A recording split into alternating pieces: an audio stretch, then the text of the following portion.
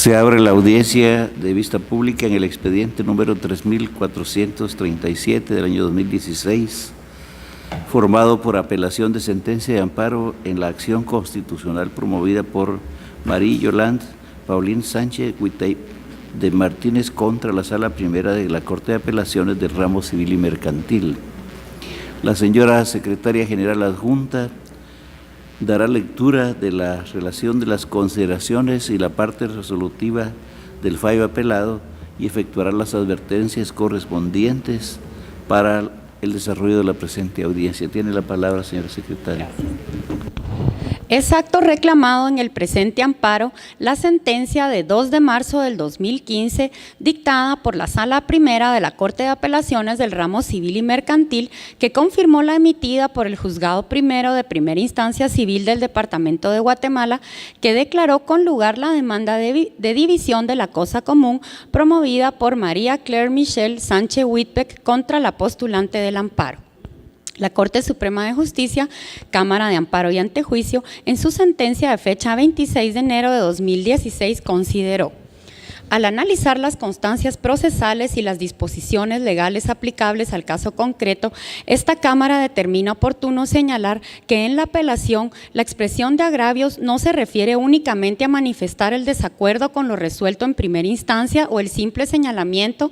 de los derechos estimados como violados, ya que es necesario fundamentar y explicar los errores o deficiencias de la resolución apelada, así como indicar los reclamos de hecho y de derecho, pues ello fija los límites de la sentencia de segunda instancia. En tal sentido, del estudio de los antecedentes se comprueba que la postulante, al interponer el recurso de apelación por medio del memorial de 22 de septiembre del 2014, únicamente indicó que discrepaba del fallo de primera instancia porque violaba sus derechos, sin precisar en qué consistía dicha violación.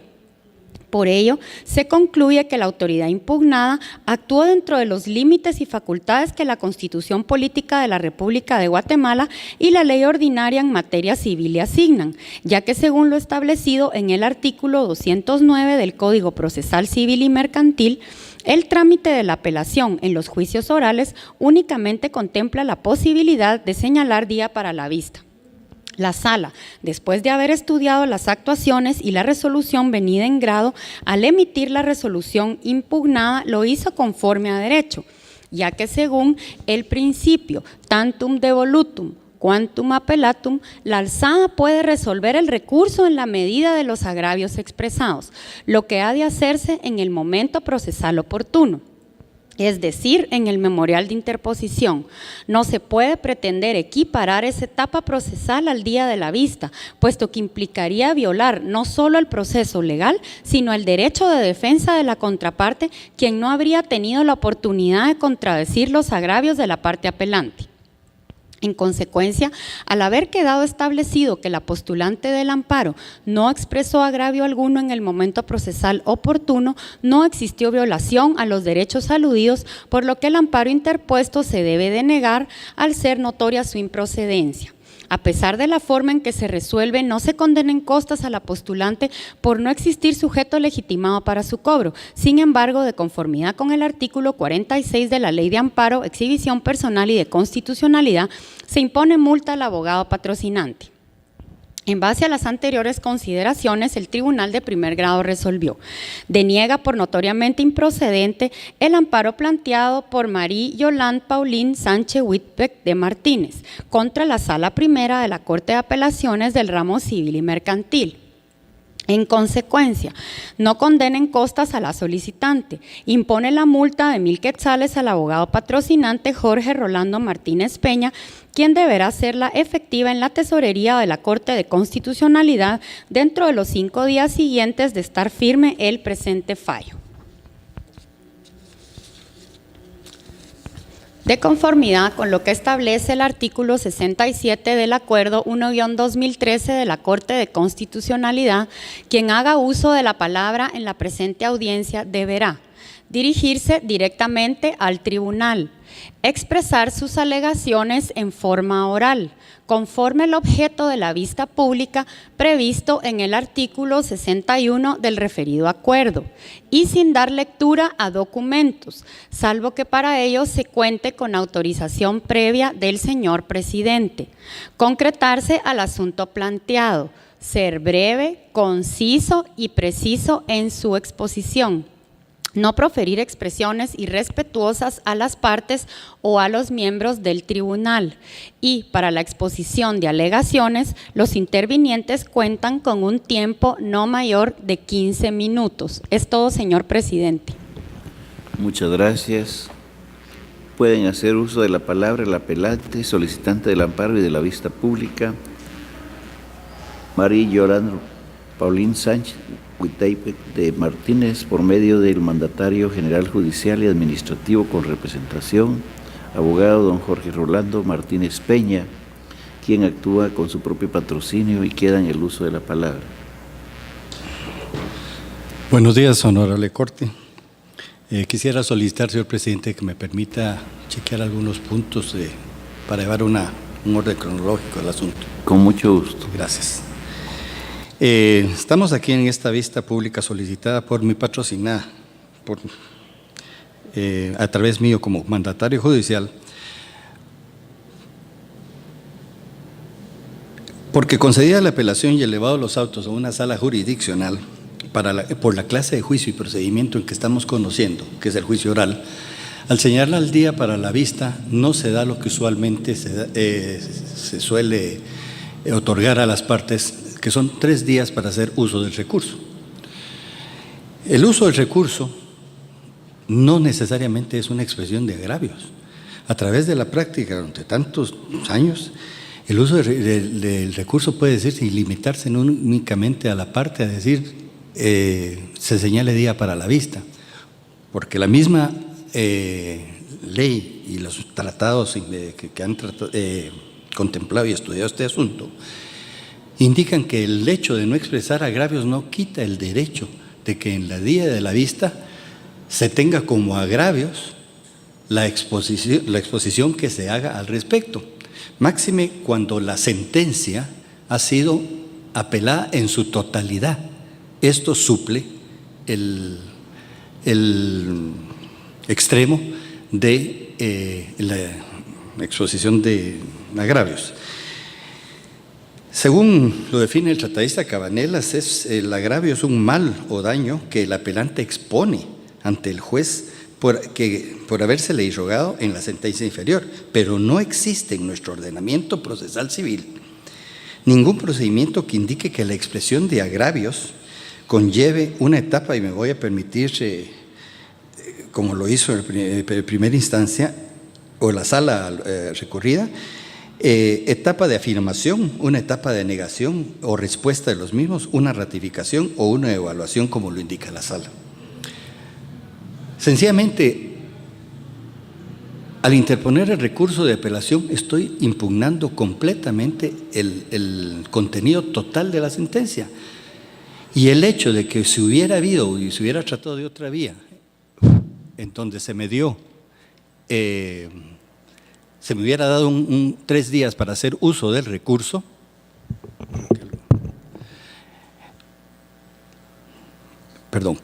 donde se me hubiera dado 3 días para hacer uso del recurso, pude no haberlo hecho, y si lo hubiera hecho no había etapa procesal, como dice la sala o pretende hacer ver, que se pudiera dar una etapa de negación o respuesta a los mismos. No hay etapa procesal para eso ya en una apelación, una ratificación y una evaluación, como lo indica la misma sala recurrida. De esa manera, al hacer uso del recurso, se impugna en forma expresa y amplia el fundamento esencial del fallo proferido del juzgado de primera instancia, ya que fue totalmente adverso, y dada la forma como se alega contra el pronunciamiento de primer grado en la oportunidad indicada, se cumple con la exigencia legal de hacer expresa impugnación de los mismos. En esa condición, el Tribunal de Segunda Instancia, cuando resolvió y dictó la resolución que ha motivado la interposición del presente amparo, nos indica que al no haber agravios expuestos, le impide entrar a conocer del fondo, y que el impedirse de entrar a conocer del fondo solo le da oportunidad a modificar o revocar lo decidido en primera instancia.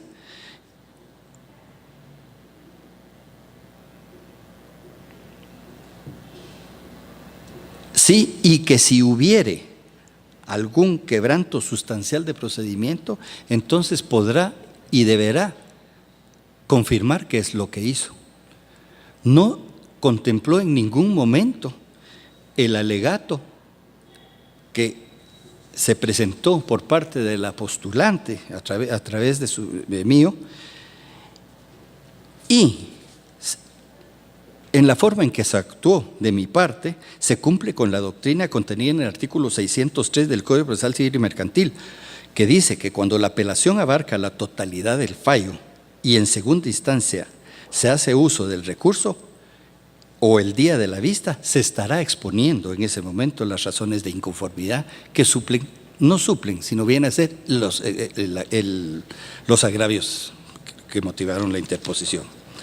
de la apelación. De esa cuenta,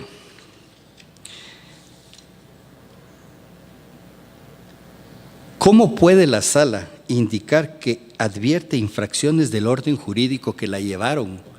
a confirmar la audiencia cuando no entró a conocer del fondo?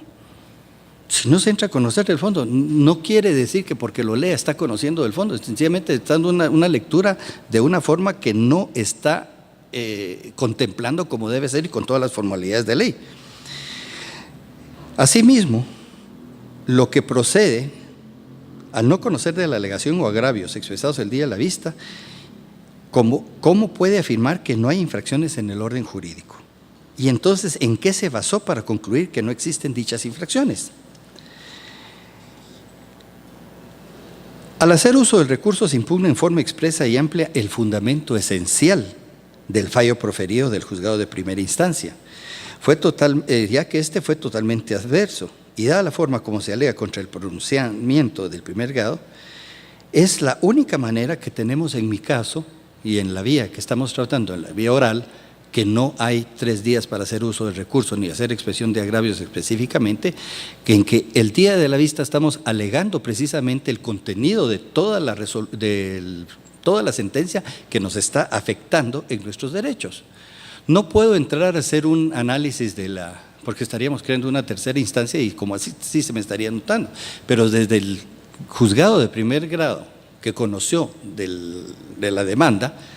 se vino incurriendo en el error de no llevar un procedimiento acorde a la ley, de ninguna manera. En una división, y me voy a permitir en una forma muy breve, hacer nada más un análisis de la actuación de la juez de primer grado, que fue nada más, al interponerse la demanda, pidió que se nombrara a un notario que hiciera la división. A eso nos opusimos diciendo que no sea, y ahí concluyó. Ella debería haber seguido hasta tener el notario ya propuesto y discernido su cargo. No, lo que hizo fue sencillamente siguió,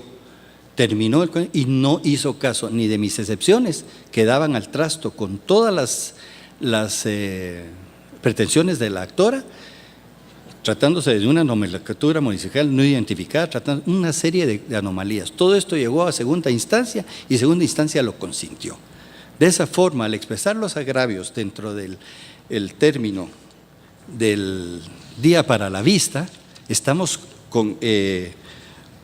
cumpliendo, como ya indiqué anteriormente, con la doctrina contenida en el artículo 603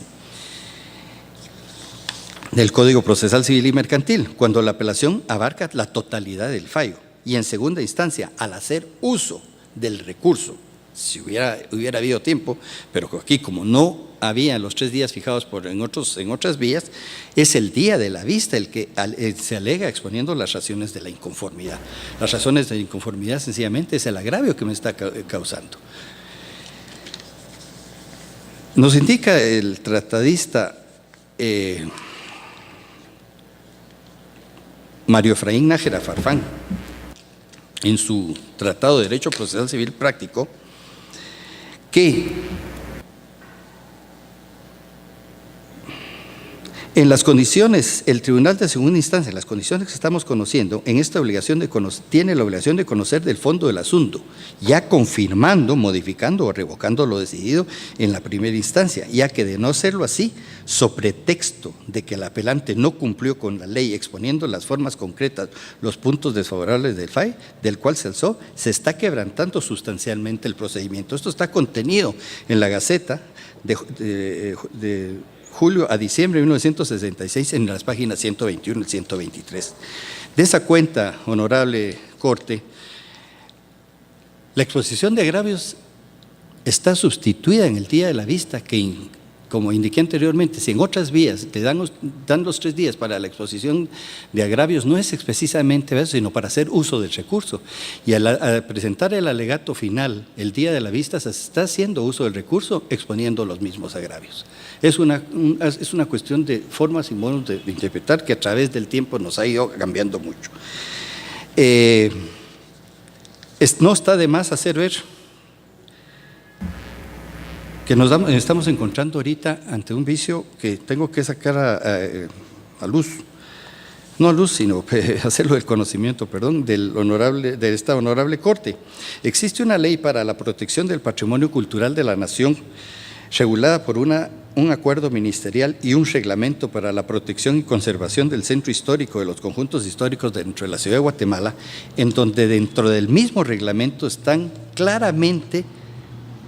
transcrita la dirección de los 2 inmuebles que trata este asunto.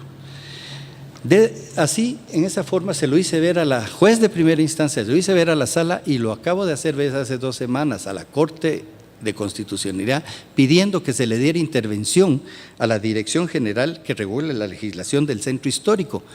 porque no se puede sufrir. Una división es una alteración de un inmueble. Y en este caso no se puede llevar a cabo una división en la forma como lo están haciendo. El otro asunto que me está causando un perjuicio grande, porque si la decisión de ustedes me beneficia, fácil es para la otra parte impugnarla y crear un curso de queja o un incidente que provoque una nulidad de todo lo actuado, es que a la contraparte, la señora Marie Claire Michelle Sánchez Whitbeck, no se le dio audiencia. En la interposición de mi recurso de amparo, claramente indiqué el lugar en donde debería de notificarse a la señora, que era un lugar en la zona 14. ¿Y cuál no sería mi sorpresa? Hace 3 semanas, cuando se va a notificar a mi bufete, a la contraparte. Inmediatamente procedí a la devolución de la cédula a la honorable Corte, haciéndole ver que era la contraparte y que se me estaba notificando en mi bufete.